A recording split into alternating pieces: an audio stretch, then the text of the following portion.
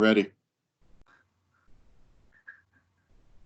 Are you ready? I'm ready to go. I'm ready to go. Are we going to Uh, do a Dave Show podcast now, or do you need more yeah, time? You no, need to we're get. gonna do.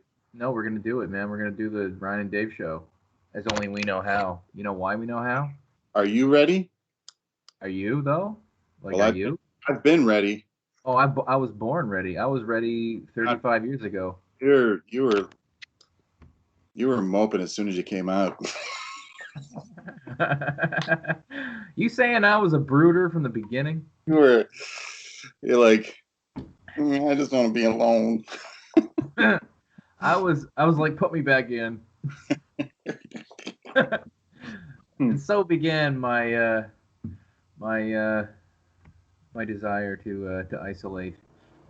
Uh, my self isolation began a long time ago. Everyone else is it's new; they're new to it, but this is my game. I've mastered it. Ryan thrives in quarantine. That's right. Absolutely, I get a lot of shit done. I got so much Hey cleaning guys, done. welcome to the Ryan and Dave Show. I'm Dave. Hi, and I'm Ryan. Is What? Say that again. oh my God. You got it. You cut out. To the Ryan and Dave Show. I'm Dave. This other fella is Ryan. right. Yeah. We And we, are doing the Godfather 2. Godfather Part Two. Special shout out to our formerly booked guest Madge Mossberg, who could not be here. Match. Yeah, a friend of the show, and much desired to be. The fans out there got in touch with us and told us that she was uh, she was one of their favorites. So she will be back at some point in the future. We invited her to Godfather 3 whenever we do that down the road. Madge, give me a shout if you need a favor. Yeah, we're gonna do you a solid. We're gonna put on a show you can't refuse. Yeah. Um, so yeah, we're doing Godfather Part Two. Uh, so I guess starting off the bat, how do you stack this up to the first one, Dave? What do you think? Oh yeah, it's right up there. Yeah, I would agree. Yeah, Uh, it was great. I've always loved backstories. hmm, Um, yeah, and that Vito backstory was awesome. mm-hmm, Like it helps you to understand him more. It was smart to do yeah, that and I because like how. Sorry. um, he went through a lot of shit. He was only what 9 years old or something. He was just a kid. Yeah, Got his whole family murdered, yeah, and he fucked off to the States. yeah. I like how it broadly speaking, it was a like I just kind of read up on it a little bit, and Francis Ford Coppola himself kind of pegged out like he pegged it as um, the rise of Vito and comparing that to the fall of Michael. Because at the end of this movie, I mean, it kind of ends similar to The Godfather. The tone has shifted completely though by that point. Like at the end of The Godfather, it's dark and fucking, but there is a certain triumph to it for Michael. Like he's taken over. It's kind of sad for us to watch him kind of descend into this life that his father never wanted for him, but he's on top. He's killed basically everybody in the five families who fucked with him. He cleaned up all family business, and it was a fresh start. And he had the plan to go legit, which of course this movie, you know, charts out, and of course he doesn't ever get there. Um, but at the end of this movie, it ends similarly in the fact that he kills a lot of fucking people who were in his way or who were trying to kill him, or old business that had to be settled, etc. And he, but it ends on a far less triumphant note for him. You notice at the very end, that's the great shot where he's on the bench and he's just sitting there looking off into the distance, like it tells the whole story. Like this is a man he's done it again. He's wiped out his enemies. You know, as he said, I don't have to kill everybody, just my enemies. And he's done it, and he's not any richer for it. In fact, he's lost, well, his soul, I guess, morally speaking, but also his family's gone. Kay is now out of his life. I mean, he kind of forced her out, but I mean, she was kind of tethering him to some semblance of rectitude, some kind of moral center. He still was kind of pulled more to the dark side, but I mean, she was there and she was kind of stopping him from being as much of a monster as he could be. And by the end of the movie, he's just fully transformed into this guy. And I love how it juxtaposed that with Vito, who, like Michael, settles a lot of family business, kills a lot of fucking assholes who are in his way, who are like a threat to his family or his business or whatever. And but at the very end of that story, he's got his loving family. His kids are healthy and happy, and his wife is there and loving, and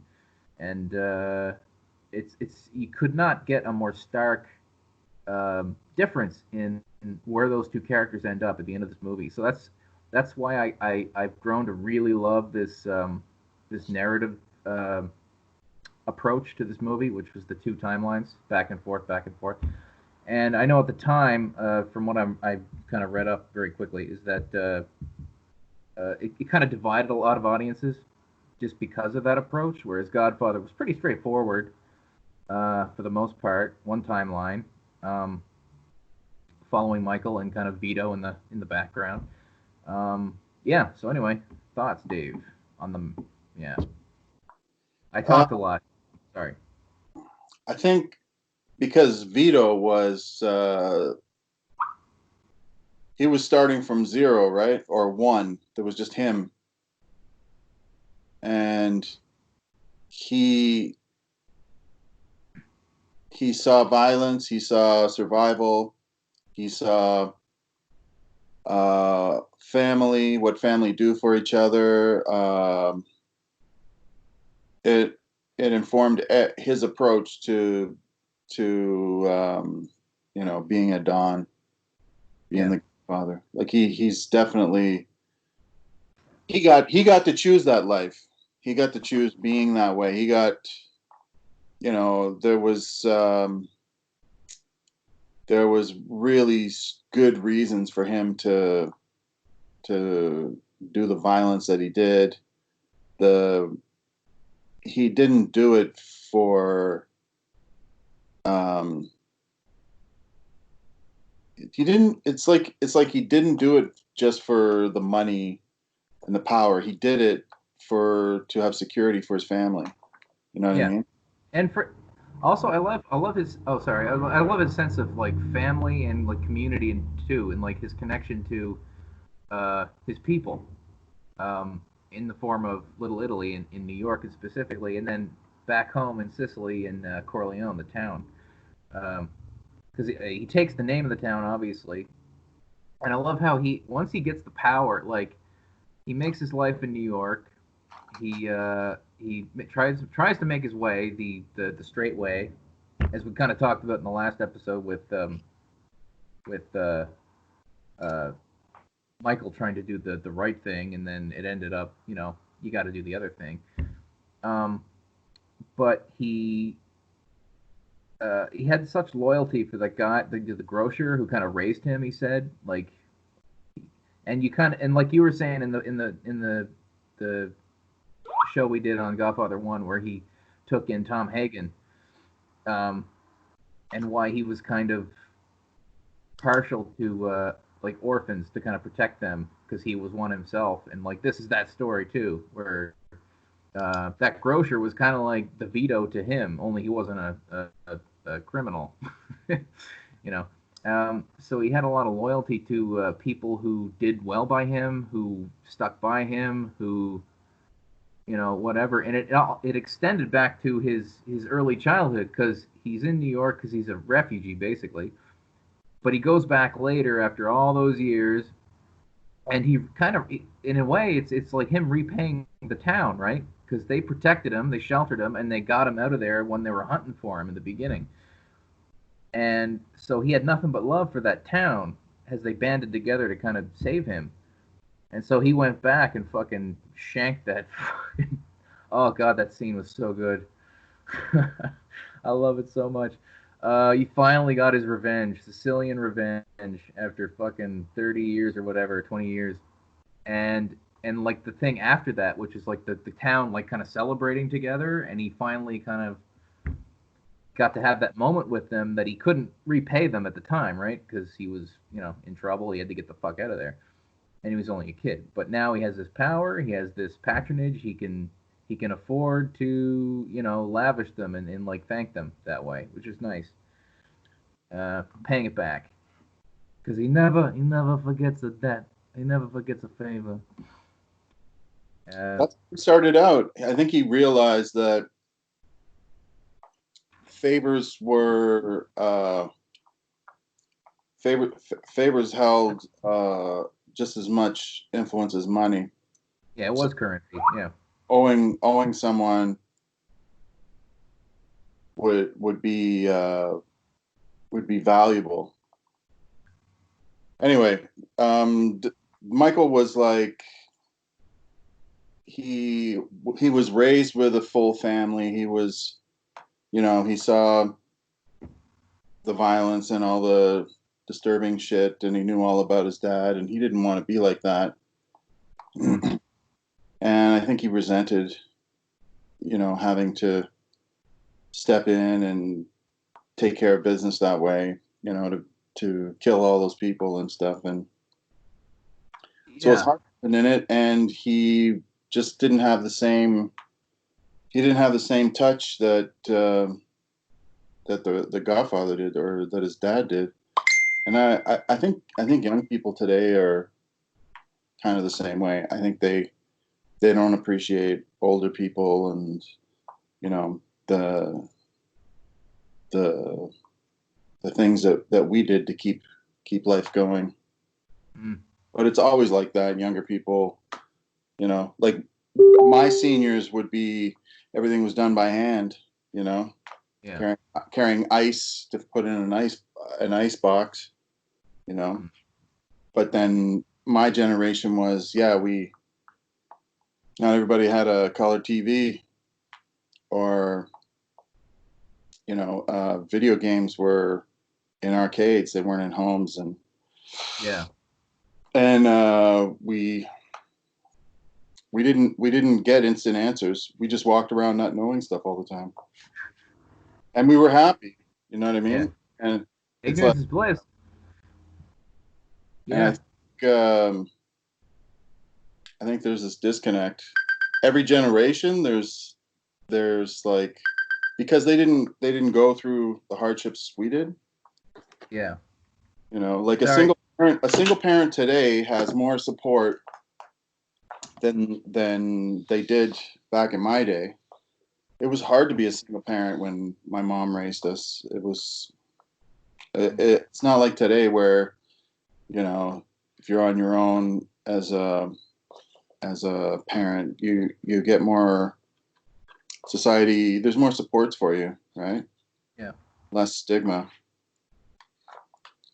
So Vito creates his own family. He builds up a family. He picks and chooses his family. Yeah. Mike didn't choose his family. He was born into a violent, you know, uh, dangerous family, secretive family, a feared and admired family. Like, Vito built all of that himself, so he Yeah. had something to show for it. Like, and people doing stuff themselves. It's a lot different than just stepping in. Yeah. Uh, and Michael was like, yeah, I think because he kind of got rooked into being the next in line after Sonny died, Yeah. and Fredo's just like, nobody's nobody's given him anything, you know. That's I I think. gotta have something for me, Mike. Well, what happened there was Michael was all business. He Yeah. didn't he didn't show any. He didn't have playtime fun with Fredo. Fredo was always like, "Hey, we got a party going. We got I got this booze. We got dancers. We got some crazy sex show. We got And Michael was all business. He was like, never did he indulge Fredo in anything, like, hey, let's go have some fun. We're brothers. It was Yeah, always business. There was no room for family. So, that's how Fredo learned to keep score. If you're gonna be all business to me, I'm all business to you. Someone comes to me and offers me more business, a yeah, bigger opportunity when you don't even want to have fun. yeah, Fuck you. See you later. yeah. So, and then Uh, you get Fredo kiss, which yeah. was I mean, and I that's felt so shit. bad for Fredo in that scene where he's not even in the scene, but where he's talking to Tom Hagen, where he's like, "You're the only one I can trust," and then he's like, "Fredo, he's weak and stupid," and I was just like, "Oh." I mean, it's kind of true, but I felt so bad. Like in his own way, he's very good at what he does. He's just not equipped to do what Michael does, like for the head guy job, which is not for everybody. Not everybody's built the same to whatever. And Fredo is good at what he does, and he probably is overlooked by his brother and others in the Empire, because he is like a party boy, right? He doesn't project seriousness the way Michael does, all business. But does that mean that he's completely useless? That he's a fucking flake or whatever? Like, he's got his own kind of instincts, and he can do things. Like, he is smart, like what he says. But when he's saying that to Mike in that scene, it is kind of pathetic because he's basically begging and like groveling to this is why I did it and whatever. But I don't know. What are your thoughts on Fredo overall, like in this movie? Because he's got a much bigger role here, and I know we didn't really talk about him much in the first one because he's not really a big factor in that one, and Diane Keaton really isn't either, so we never really touched on her at all. But those two characters are a little more important this time around. I think it was stupid to send him to Vegas on his own. Like, that was really dumb. If you want something taken care of properly, you don't give it to the dumbest guy in the family. Yeah, or who you perceive to be. He got looked over. He should have been mentored. He should have been, you Mm, know, if he was failing in the smarts department, he should have been side by side to see how things get done, at least to mm, give him a fighting chance. But they yeah, always send him away, and to have him go get drinks for people when he's older, and there was no respect there. So it's like, yeah, for what he did, like, it was pretty extreme to hook up that shooting of Michael's family. That was pretty fucking. It's like really almost unwarranted payback, but you can kind of see his headspace. Like, well, he didn't know that was going to happen. He was not super smart in terms of who he was getting into business with. Like, he didn't know who Hyman Roth was. I mean, he probably should have been a little wiser. Um, Roth, of course, the big bad of this movie. Well, they're all kind of bad, but he's the worst, maybe. Uh, Hyman Roth. He's the guy who is initially you see him as Michael's partner, but then you find out that he's actually the one behind everything. And it's this big like gamesmanship, this chess game for the whole movie of him, Michael, keep your friends close and your enemies closer. That's where that came from. He's like, I'm gonna make him think that we're all good, and that's what I want him to think. And it's this great little intellectual exercise, this standoff between the two that kind of boils over in places and eventually kind of culminates. But I love that kind of shit, which is like powerful people trying to outmaneuver each other and you know, uh, trying to get at each other through the shadows, failing, trying again. Uh, yeah, this movie's fucking awesome, like all over. Like it's not stuffy at all, and I want to repeat what I kind of defended it for or the first one, what I defended it for when we talked about that movie, which was it's not everything you might expect it to be as a classic film, which is like something that's slow plotting, whatever. Like it's none of that. It's very watchable. I won't say it moves like a fucking like a Scorsese movie, but I mean it you know, it has an energy and it has a life, and yeah, I love this movie. This and the first one, Jesus. By the end of this episode, maybe I'll pick one which I prefer, but I'm not. I don't know, man. I don't know. Uh, Well, the second one complements the first so much that you're yeah, like, but there would have been no second one without the first one. yeah. Um, And you know, it is missing Brando, but it gained De Niro, so I don't know. did Um, Mark Brando do Apocalypse Now after this or before this? After After, okay. did it in '78, this was '74, so yeah, Brando had a good '70s. Um, so let's see. Where do you want to go from here? Um, Talia Shire as his sister gets a little bit more to do in this one. She's kind of gone off the rails a little bit after her she got mad at Michael at the end of the first movie for Carlo. And so she's kind of getting off with all these guys and like flaunting it and like trying to piss her brother off every way she can. And I fucking love that scene. It's like, it's funny. The first scene in the Michael storyline, which is the day of Anthony's his son's communion, first communion, at the Nevada thing or whatever big thing, and it's like the wedding from the first movie. Basically, they're just doing it again, sort of. It's like all this joy over here, but all these pockets of people are doing business and shit over here and side offices and stuff. But there's that scene where she finally gets in to meet with Michael because, you know, you got to line up to see him, the Godfather. And her boyfriend, I forget his name, but she's got the guy with him, that fucking douchebag. And she's like, I want your blessing or whatever, or we need some money because we're going to Paris. But we want to get married first.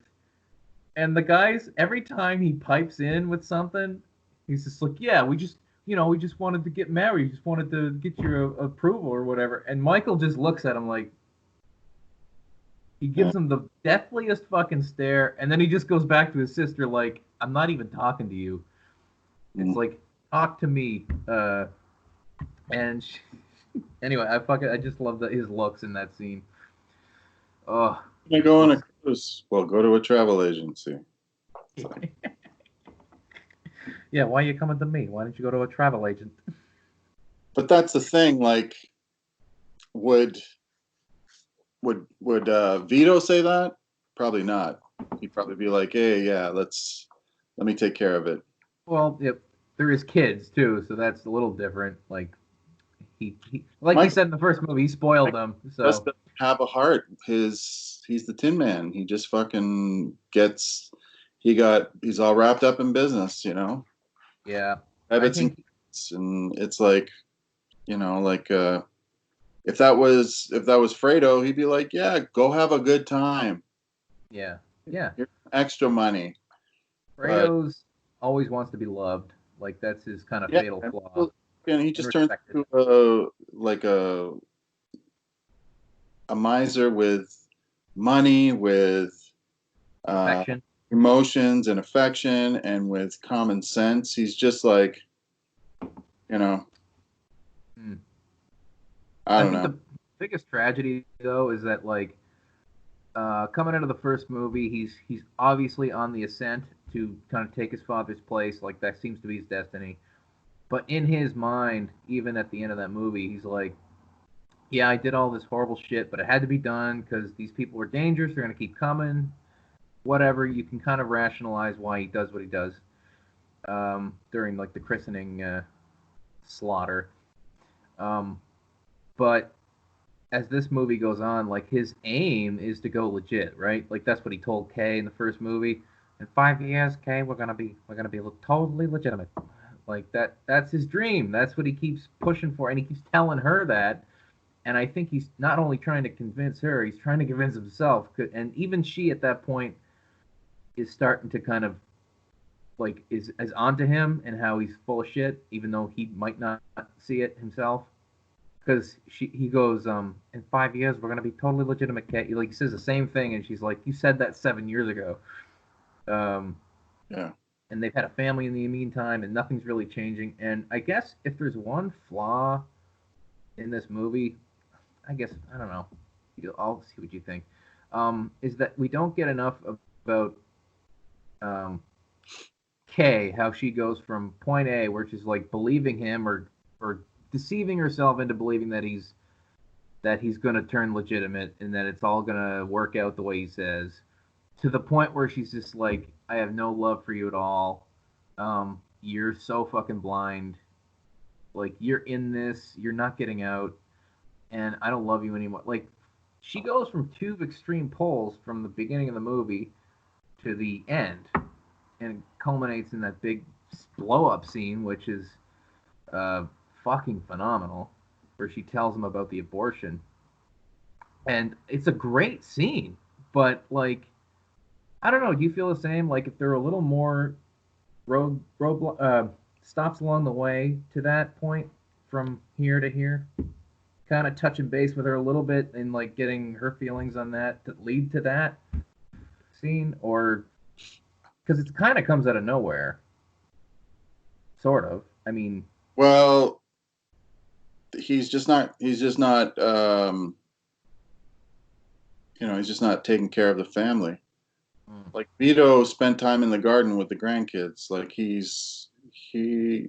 the ending of the first one sums up Vito, and the ending of the second one sums up Michael. He's all alone. He's fucking, he's only thinking, he's thinking back to, when he used to be his own person. So it's all about him. With Vito, it's all about the family. He dies with his grandson, playing. And if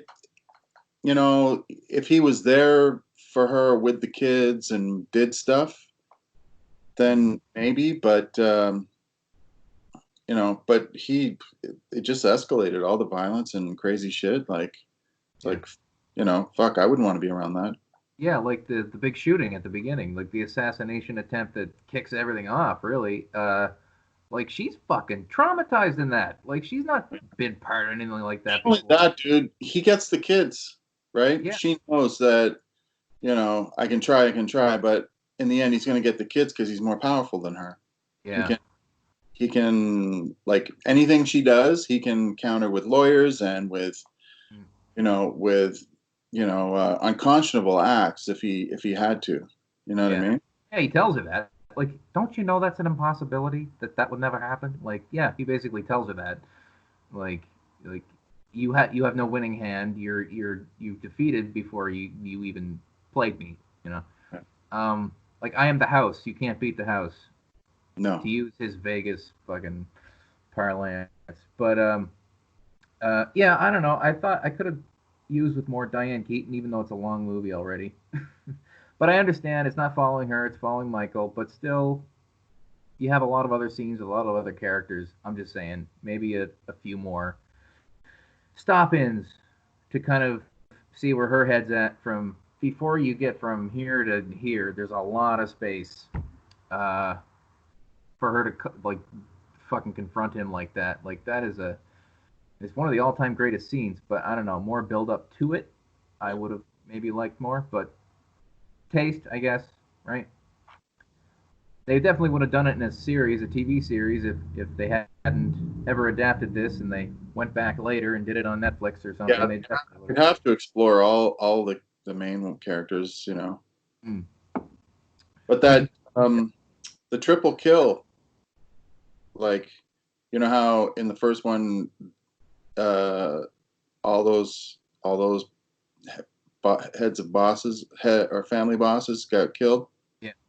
In this one, it was a triple kill, even though the suicide was sort of just like, if you want to go up, this is, this is the honorable way to do it, and we'll take care of your family.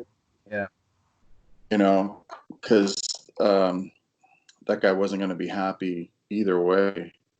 So there was, there was negotiating his death.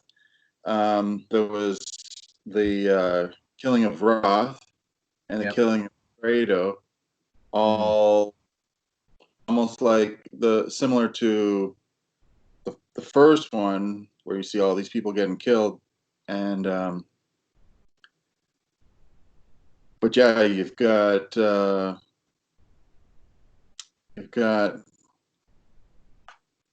three people who, you know, I think all three betrayed him. So it's like, Yeah.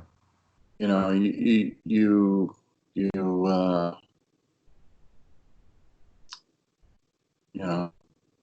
fuck with Well, me, you're, you know, I'll kill all three of you.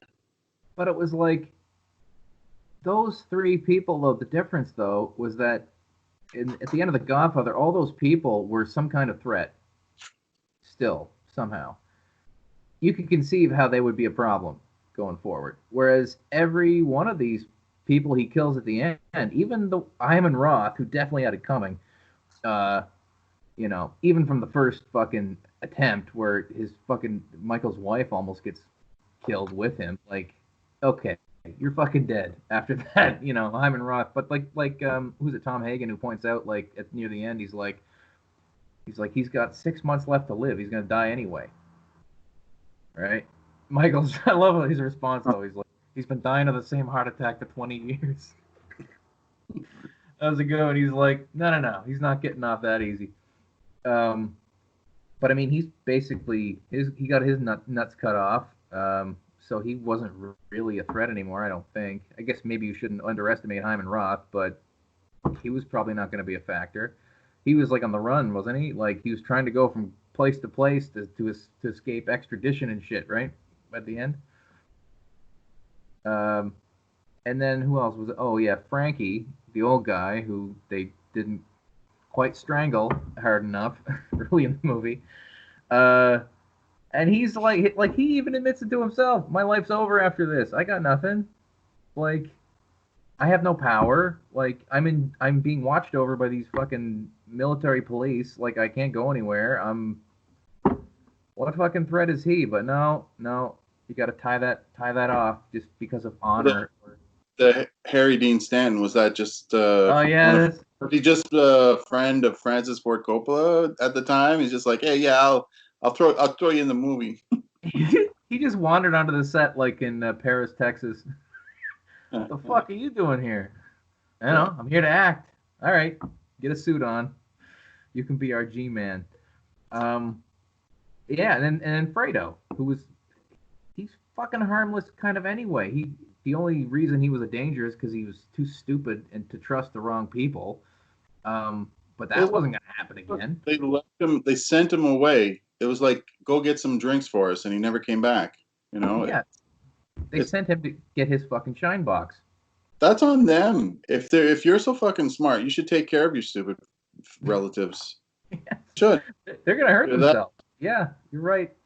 You need to have that kind of for drama and plot twist, and to make a good story. Yeah. But yeah, that was kind of a useless kill too. Like he was harmless. He was like taking his nephew fishing. Like he was just living on the compound. He was like the brother-in-law who lives in the boathouse and doesn't pay any rent. He's Michael couldn't forgive, man. Yeah. Family just wasn't, that family connection didn't run as deep as his dad with his dad. You know yeah. what I mean? Yeah. And there was that scene that's so fucking cold where he goes to his bodyguard or whatever. He just goes over to him and he's like, I don't want anything to happen to him while my mother's still alive. I'm like, oh, fuck. You're like, you're going to wait till she's dead and then you're going to I'm like, you fucking sick fuck. Yeah, that's just these little moments that are peppered throughout that, like, just add to Michael's descent into complete, soulless territory. Like, where he gets hollowed out at the very end in that shot where he's just sitting there looking with empty eyes, his expressive eyes, Pacino. if you were him getting shot up like that, what would you do to Fredo? How would you deal with with your brother after pulling that shit? I mean, considering the circumstances that he didn't know that was going to happen, he was just stupid. It would be fucking infuriating. But like you said, I sent him away. I kind of set him up to get in fucking trouble out there with people he didn't know well enough not to trust. And so this happened. But I mean, wasn't it kind of enough that he like said, "You're no longer a brother to me. You're not a friend. Like, if you visit our mother, I want to know a day in advance, so I don't show up." Like cutting him off completely and like banishing him. I mean, that's pretty punishing, considering that he didn't set him up intentionally to get killed. I don't know. I thought that was probably sufficient for, you know. That might be one thing he shares with his father, is that he when he has a grudge, he holds on to it. Yeah. Like I guess he was just resigned that he was going to kill Fredo eventually, the same way Vito was going to kill the guy who murdered his family when he was a boy. He just knew that had to happen. Yeah, he becomes. Oh, it's a good point. He kind of becomes, in terms of they have in common, those two. But like Michael kind of becomes the Don Ciccio, the old guy who tries to kill Vito, right? Like I can't forgive. He goes even further. Like, okay, I killed your family because they insulted me or whatever, but I also have to kill your youngest son because he might come back later and kill me, which turns out to be right. Which another thing I loved about that scene. Beautiful. But yeah, but he doesn't let it go either, and so Michael kind of has that in common with the fucking evil guy we want to see Vito get revenge on. Yeah. It's okay. Oh, we have a special guest after all. I'm special. Fredo was pretty dumb, eh? Oh, last time she was. Where's her pearls of wisdom? She came in last week and fucking nailed it. There we go. That's the saleable clip from this episode. Yeah. So okay, so back to Vito. It's cool how we kind of see again the formation of his criminal empire from the very grassroots, and how he kind of meets. I had to look it up again on Google to find out who these fucking guys were that he become his friends and like later his partners, Clemenza and Tessio. I had to look them up. I'm like, oh yeah, Clemenza's the fat guy who makes the spaghetti sauce in the first movie. I'm like, okay, yeah, all right, that's that guy. And then the other dude is, isn't he the guy who Tessio's the guy they kill at the end, like because he's the one who betrayed them, right? He went to Barzini and he's like, it's the guy who comes to you and wants to make a deal with Barzini. He's the traitor. Like that's that guy. Abe Vigoda, wasn't it? Oh yeah. Yeah. Fish. So that's young. Yeah. So I look back. I'm like, oh, that's cool. That's a cool connection. Okay. It's like they look nothing like those fucking actors. That's why it never really registered with me that they were them. But they use the names. I'm like, they're familiar. They were in the first one, right? So I had to look it up. So many Italian names. Oh, speaking of Italian names, by the way, another little detail I loved was the redneck senator at the communion. He can't pronounce Italian names. And now we'd like to celebrate Anthony Vito Corleone. Yeah. The 30 senator. Like calling Italians Italians. Yeah, that's exactly what that's from. It's one way to show that you're not Italian. not even adjacent Italian. He's not even. Yeah. But that was cold too. How you see a little bit of the dark side of Tom Hagen in this. That wasn't really apparent in the first movie. He's kind of just there as the fixer, the consigliere of the Corleones. But here he's in it. Like that scene where the senator apparently killed the prostitute. And like, perfect timing. Oh, it just happened to be in our brothel. You're lucky, Senator. And he's like, I blacked out. I don't even remember. I never heard her. And I believed him. I'm like, you didn't. They fucking did that shit. And then Tom Hagen's like so cool with it. I'm like, oh shit, was he part of that? Was Tom Hagen fucking murdering someone? Yeah. That we don't see, but it's like hinted at. What do you think? You think Tom Hagen's a fucking cold-blooded psychopath who murders? I don't know. He was the same guy at the beginning who was like, you're going to pay double the price for the license, and that was the same guy, right? Yeah. Yeah, they needed to get him in line, so that's how they did it, right? This Yeah. is like the horse head. The horse head of Godfather 2 is the dead prostitute in the bed. Yeah. Yeah, it's what happens, it's what Michael thrives on now is respect. You don't respect me, but he had to force people to respect him, right? Yeah. Vito, like in the flashback, he didn't force people. He went to them first, Yeah. and was sincere about it, and was decent about it. Like the guy who was kicking the old lady out of the house. Yeah.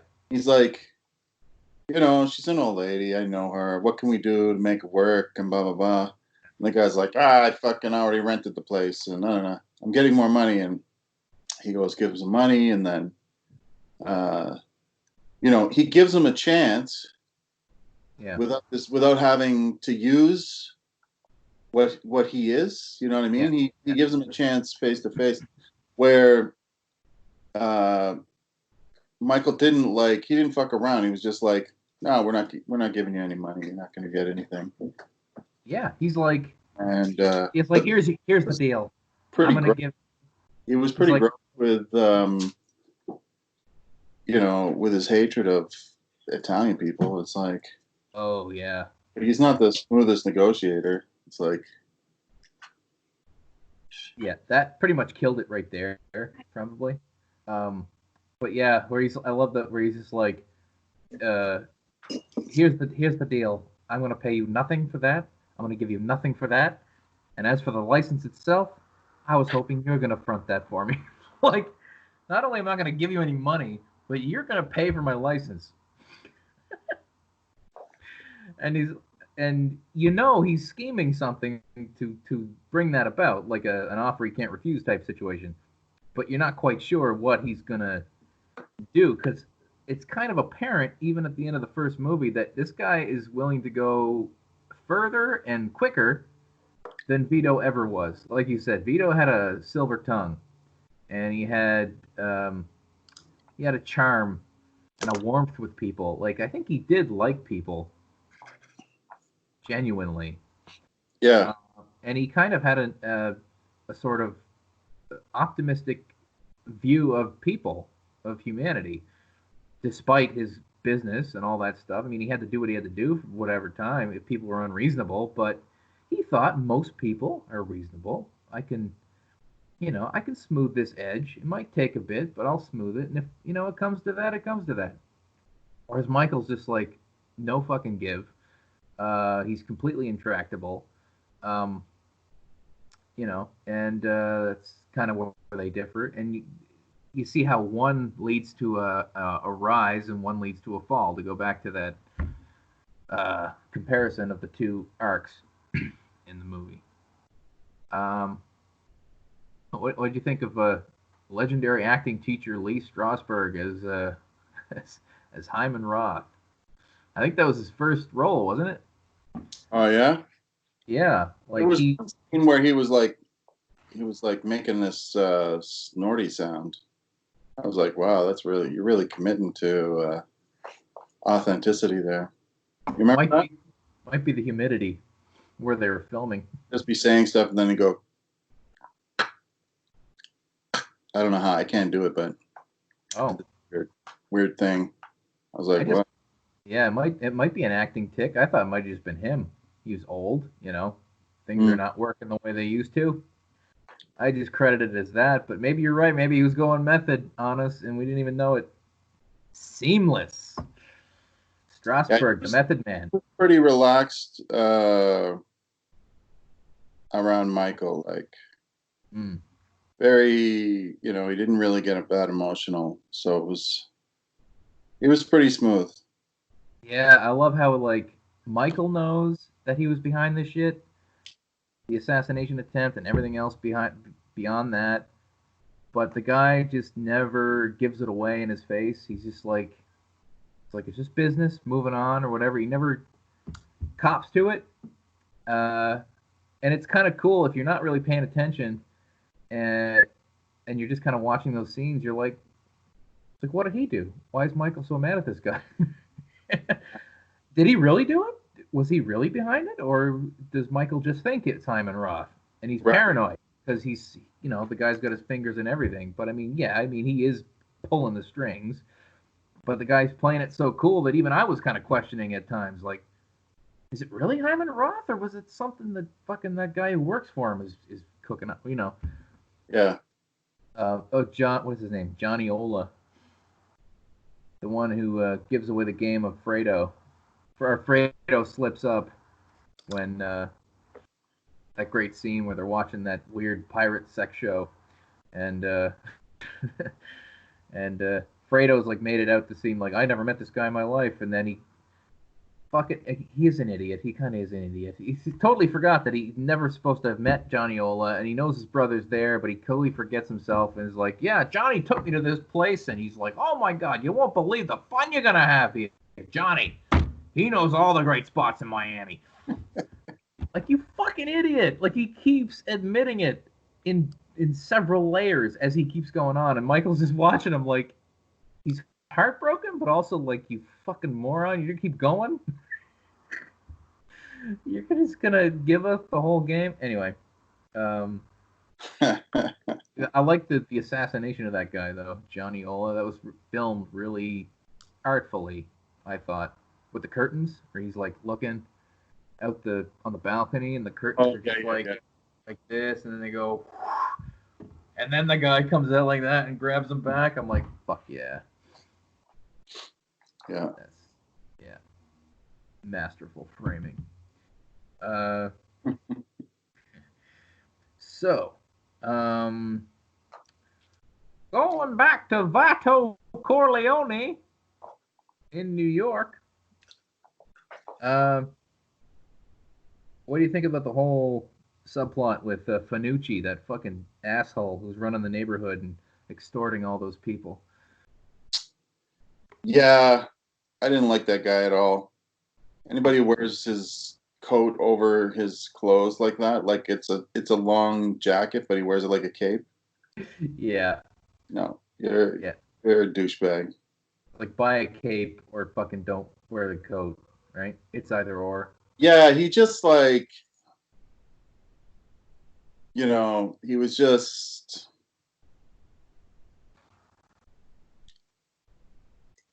he was like Trump. He's like, I got money, I flash it around, I can be an asshole. It doesn't matter. I'm untouchable. I'm fucking this great thing. And Yeah. Vito's like, holy fuck, I could do a better job. I love his reactions to him. Yeah, like, this fucking guy, really? People fear him, but he's like, yeah, this guy, I could knock this guy off, no problem. Oh yeah, that whole fucking painstaking planned assassination. Like, that was his first, right? I don't think he killed anybody before that, or that we saw. But he's so cool. Like, he doesn't give anything away. He's like, to his friends, he's like, you each give me $50. I guarantee you'll give it to me. He'll Yeah. give us a deal. Like, what the fuck are you talking about? He's gonna come back wanting more, and he's gonna kill us. And he's like, no, I'll reason with him. Yeah. They're looking at him like you're crazy. Like, you trust me? They're like, all right. And him fucking like following him, stalking him, taking the light out so that it just puts him in shadow just long enough for him to sneak up on him. Like, all these little touches, so fucking brilliant. And I love that detail of after he shoots him with the draped silencer, it just goes on fire. Yeah. Yeah, that's do it yourself. That is some fucking do it yourself assassination in the neighborhood with what you got. He was a smart guy. And then of course this sets up the entire dichotomy of who Vito would eventually become. He does this, gets rid of the fucking gun, cold-blooded, efficient, blah blah blah. Gets back down to the street, goes to his family, and he's like, "I love you, Michael. Yeah. Your father loves you." And does both on the same day within like minutes. And that's Vito. He could balance those two things. Michael, he can only do one. He only does one speed, which is full steam ahead. Fuck you all. I got enemies, nothing but enemies. I can't trust anybody. I can't even trust my family. Or I take them for granted, or like I don't even. It's so sad. Like I'm sure in his mind, like Vito, he thinks he's doing it for his family. The difference is Vito actually was like demonstrating that and was doing things for his family and spending time with them. And doesn't he? Was it Vito who said in the first movie where he's like, a man who doesn't spend time with his family is not a man at all. Yeah. Yeah, like that basically, that encapsulates Michael's entire character, his tragic flaw, as the screenwriting teachers will tell you. And so, yeah, I'm sure I had more to that, but I lost it somewhere in there. Dave, pick up a thread, please. Rescue me. What was I gonna say? Hey, there's a different kind of respect, right? Like Vito gets, he gets the free oranges with a smile, with a heartfelt thank you, right? Yeah. When the guy gives him the oranges, it's not because the guy's scared of him. It's because he, there's admiration. The admiration is what Vito has. People, admire him. The respect thing comes with his power. But Michael doesn't get the admiration as much as just the respect that he'll fuck you up. You cross him and he has zero tolerance, right? Yeah, he gets those connections in differently. Like in the first movie, you don't. It's only spoken of that that Vito has all these like politicians and judges in his pocket, but you never get the sense that he, did things to put them there. He just like he talked to them. He's like, this guy's a good kid. He's got a good bright future. He's a good kid. Anything I can do, can I donate somewhere? Like he would do that kind of thing, right? Yeah. Whereas the senator in Godfather 2 is put under Michael's thumb because he's been made to think he killed a hooker, which obviously Michael's people did. Maybe Tom Hagen. I don't know. I don't trust Robert Duvall. That fucking placid face and that receding hairline. I don't know. Hey, nothing wrong with bald people. I'm just saying, Tom Hagen. Tom Hagen. Don't trust that guy. You don't trust him? He seemed like a good guy. Oh, I'm sure. If I was a Corleone, I'd trust him. Anybody else? No. No. Loyal to a fault. What'd you think of James Caan and company coming back for that final scene? And apparently he wanted as much for that one appearance as he got for the first movie combined. Oh, Sonny? Yeah, apparently that's true. James Caan fucking big dick his way into the negotiations, and he's like, "Pay me more than you gave me for the first movie. Yeah, I think he was pissed that he got like something like 40-something minutes of his stuff in the first one cut. Oh, really? Yeah, there was a lot of it cut out, and he was disappointed. But what are you gonna do? It's 3 hours, 6 hours. No, 3 hours for his movie. Yeah, Yep. hey man, fucking you. If you don't ask, you don't get, I guess. What are they gonna say? No. Obviously, they couldn't get Brando. They got a little off-screen cameo at the end there. For he's a jolly good fellow. For he's yeah. Just off the frame was Brando, we swear. Let's see. So this was a movie that had a $13 million budget. I don't know what the inflation of that is. And it made between 48 and 88 million worldwide. So it was a big hit. Again, we were kind of talking about it last time. Say again?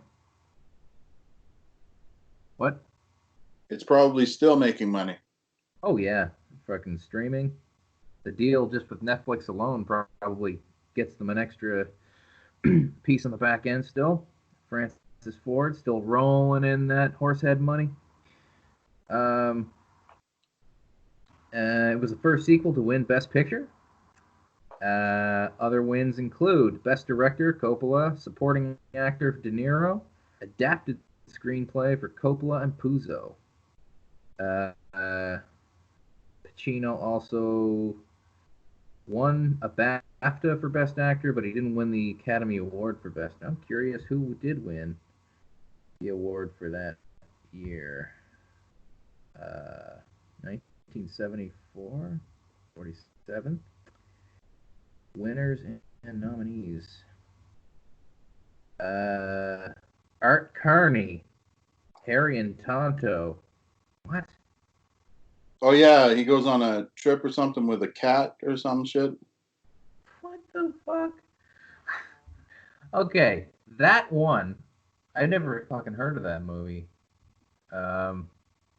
Maybe he's great in it. Whatever. But the other nominees, this is hilarious. Albert Finney, Murder on the Orient Express, like fucking classic. Dustin Hoffman as Lenny, Jack Nicholson in Chinatown, and fucking Al Pacino in The Godfather 2. All those nominees, and Art Carney beat them all. Wow. Wow. I won an Oscar. Michael V. Gazzo, who played Frank Pentangeli, who's the old guy who didn't quite get strangled, got a supporting actor nomination that De Niro actually won. So cool. His voice was fucking crazy good. Oh, man, you know what's even? Say again. Sorry. He just has that fucking growly. I can't do it. But. You like when he was like up in the bandstand trying to get them to play authentic Italian music? Oh.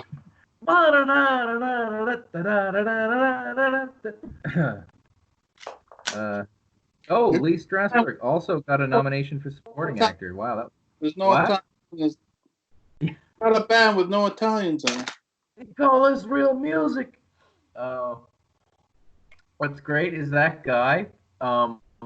I totally forgot he was in this movie, but I remember him most fondly from that Dirty Harry movie, Sudden Impact. Have you ever seen that one? It's about the woman who like exacts revenge on all her rapists from like back in the day. Oh yeah. Yeah, and this guy played like the first 45 minutes of that movie is the best fucking movie ever. It's basically Clint Eastwood going around ruining everybody's day. It's hilarious. It's the funniest shit ever. And one of the scenes is this guy plays like this mob dude in San Francisco, and it's actually his daughter's wedding. Enough. And he's responsible for the death of this hooker that was beaten and like thrown in the bay or whatever. That Harry's like got a vendetta on him, trying to get him on. And of course, the justice system fails people in Dirty Harry movies, so Harry has to go get justice. He goes to the fucking and confronts him in front of his family.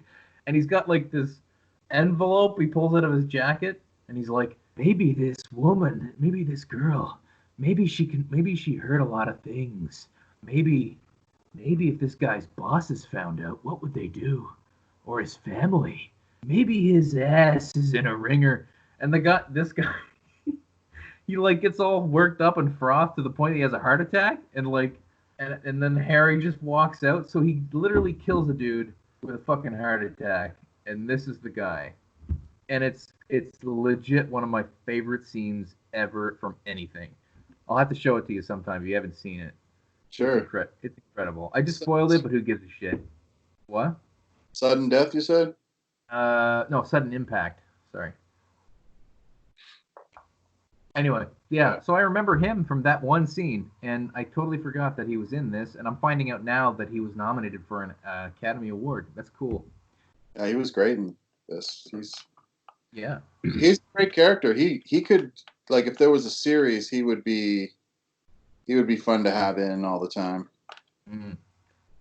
Because he doesn't hide what he's thinking, right? Yeah. Like when you see Michael's face, it kind of leaks out a little bit, but with him, he wears everything on his sleeve, and it's just like, he's drunk, so he's a little bit loose, and yeah. The old man had too much to drink. So it's tough to be drinking and doing all kinds of fucking gang stuff. Mob shit. So here's a question for you, Ryan. Why do you think this all started in the first place? Why would there be why would people want to protect people? Like who initially were they protecting people from? What are the origins of Cosa Nostra? Is that what you mean? Or the mob? The Corleone family?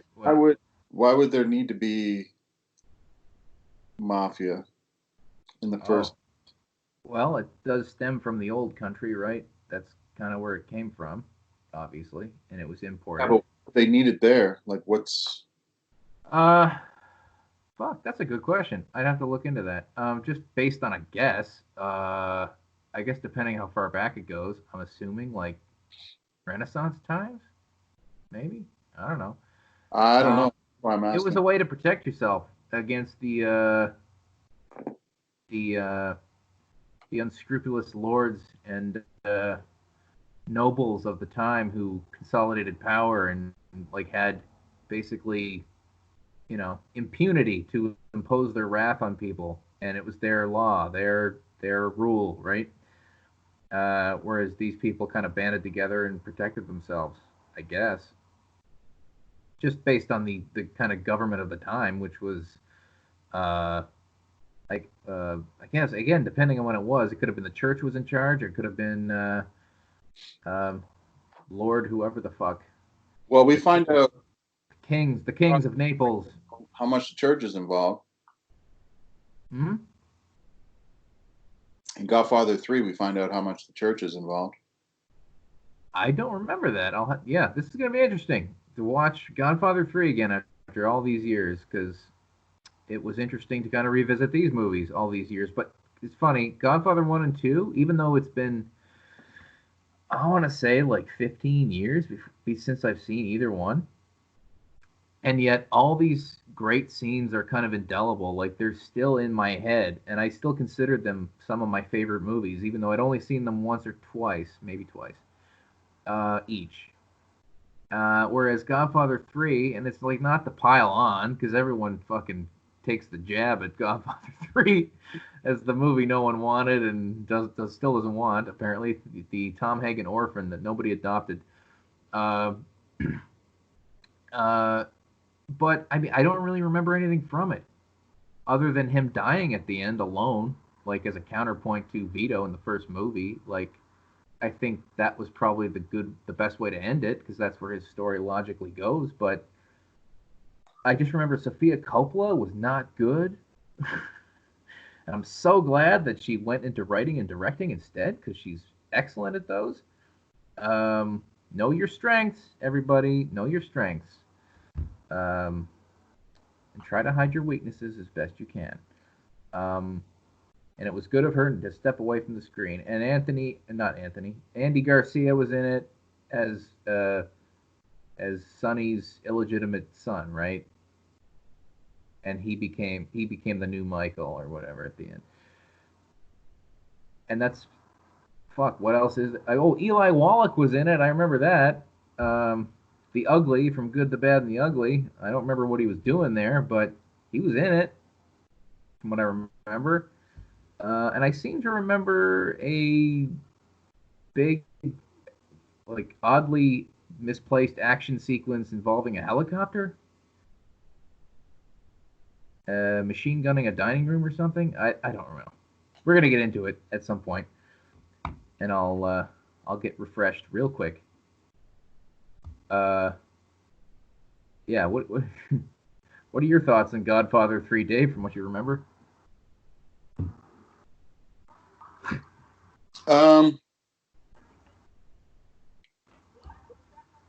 They bring in a whole slew of characters, which I think is tough for people to. You get wrapped up in certain characters. It's like soap opera for guys. Mm. Like if you take the main characters out, like then what? Then you got to bring in more characters, and we got to get used to them. And yeah, I mean, like Godfather 2 pretty much closes the loop, right? I mean, you didn't. That's probably the big knock against 3 is that you didn't really need it, because like everybody. I think it was supposed to be like an epilogue to, just to like focus on Michael's death. It was more just about doing this one little piece on his death. I don't think it was supposed to be like the third Godfather, because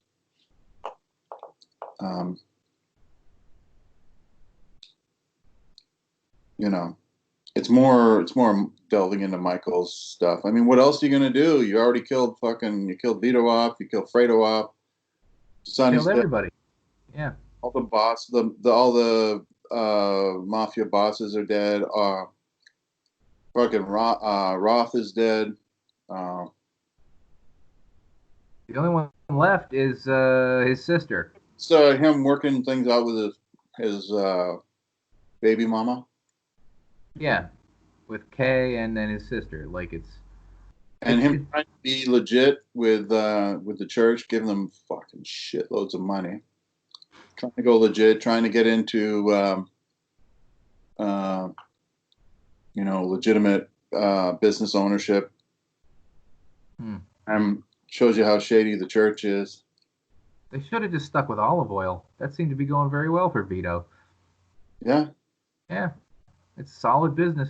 A little slippery, but. Well, that's the other thing. I don't think we talked about that in this, but to his demise, he wanted to go legit. Yeah. He wanted to be legit so bad. Yeah. Bringing him back. It's funny, yeah. That's the one quote that people like often quote the most from Michael, and it's from the worst movie of the 3. So just for the record, like we are going to finish it off at some point, right? Godfather 3 as an addendum episode to this twosome we've done so far. We'll bring Madge back, give her a chance to close this out. Okay. Yeah. To have her back. Yeah, she was by popular demand, man. We had so many emails. We had no emails, but we would have had emails if people actually emailed us to say how much they love Madge on the show. So. Hey Ryan, what's your email? What? Oh, it's Ryan and Dave at gmail.com. Is it? Ryan and Dave show. Right? No, Ryan and Dave at gmail.com. That's right. Yep. Yeah, pretty sure that's it. I don't think that's it, man. It's It's either that or Ryan and Dave Show at Gmail. It's either one of those two. Send 2 emails just to be sure. Let's see. Oh, Dave's gonna check. It's gonna be Ryan Dave Show. at Ryan Gmail. and Dave Show At Gmail. at gmail.com. Okay, well you heard it. There you go. It's our show. We have a show, and we're Ryan and Dave.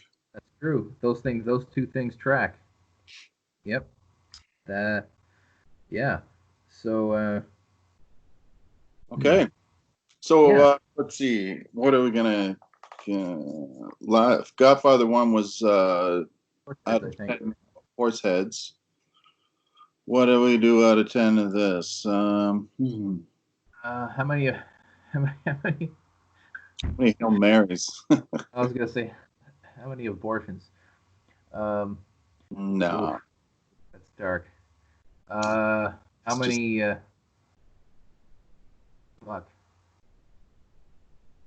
I'm just thinking of iconography within the movie, and like that was a scene that popped out, so that's why. Fredo kisses. Ooh. What? Oh, Fredo kisses. All right, yeah. All right, how many Fredo kisses? I'm getting a full 10. Yeah, one big juicy one. Yeah, that's a chapped lips after 10 of those. Yeah, no, it's great. This is, it's if you end up wanting more from a movie, if you want to see more from it, and it's good, right? Like, well, not always. Sometimes you say that, and it's like, well, that's because they underwrote this part, and this part needed to be fleshed out more or whatever. But in this case, I mean, like, you enjoyed it so much, you could watch more and the same, right? But I could not say definitively that, like the stuff I was talking about earlier, like it needed it. Like it's done very well for itself, put together the way it is. So what the fuck do I know? Those are just some thoughts. But in this case, it's a case of 3 hours. Really, it's already over. Aw, yeah. So pretty much perfect as far as movies go. Like as close as you can get. Yeah. Yeah, well, they were great. Dude, fuck yeah. Yeah. So I guess is that the episode? Is that all of our work? That's it for Godfather 2. Godfather 2. I think we touched on most things that were relevant. I'm glad you hit on the Harry Dean Stanton thing because I totally forgot. I made a note, but then it was like a couple days ago that I watched it, so it, got a little fuzzy. So next up, we're gonna try our first podcast back since this quarantine. Our first episode since Invisible Man, I believe. Not a superhero movie. Yeah, very important distinction. And we're gonna do what we intended to do then: Evil Dead 2 with returning champion Justin O'Hanley. And this one won't be a video version because he's a shy boy. So that'll be fun. And by the way, Evil Dead 2, we're not doing the first one because fact of the matter is, for those who've seen it, 2 very much stands on its own, and you don't need the first one. Okay. So Evil Dead 2, Dead by Dawn. Dead by Dawn. It's gonna be fun. You're gonna see a fucking severed hand give someone the finger. It's gonna be amazing. So that's pretty much the show there, Dave. Well done. We did it, man. We did it. I think I should watch these movies once a year. Godfathers, yeah. I gotta make the pilgrimage myself. Good call. There's old movies that my mom will watch if it's on, even though she's seen them, like Dr. Zhivago or anything Alfred Hitchcock or like some of these old black and white films. We should check them out. If you're on YouTube, there's quite a few older movies that are free to watch. We still never did your choice once upon a time of Reefer Madness. That classic. Reefer Madness? Yeah, we'll have to wait till the next 420. Okay. Oh, that was a special. Yeah. Suggested it. We missed our window. We'll pencil that in for next 420. Yeah. Yeah. So, and after Evil Dead 2, we'll do Godfather 3, right? Is that how the order is going to go? Sure. Okay. Cool. Sounds good. I like to plan ahead, so it's nice that we have that in place, locked in. And beyond that, of course, you and I both have to do a little bit of homework and pick some Netflix stuff that we can both check out. Right. As choices going forward, but we won't have to worry about that for 2 weeks. We're good. Cool. All right. I think we did all the housekeeping. Madge.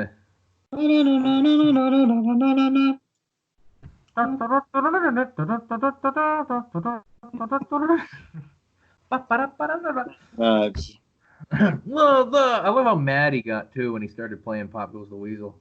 He's like, ah, fire! Old Frankie, I miss him. What a great guy. Yeah. Choked off too soon. All right. Yeah. All right, guys. Yeah. You're never alone. With the Ryan. Except when you're in self-isolation, in which case you're most definitely alone. But you're not digitally alone anymore because we're there with you in your ears. We're there in your ear. All right. Right in there. Right inside Hold you. this like that. We're inside your head. We are the voices in your head. Buddy, stay safe and all that jazz. Yeah. Don't go out unnecessarily unless you need groceries and cake and things like that. All right, everybody. All right. Ciao. Toodles. Till next time. Dave, you got control of the recorder.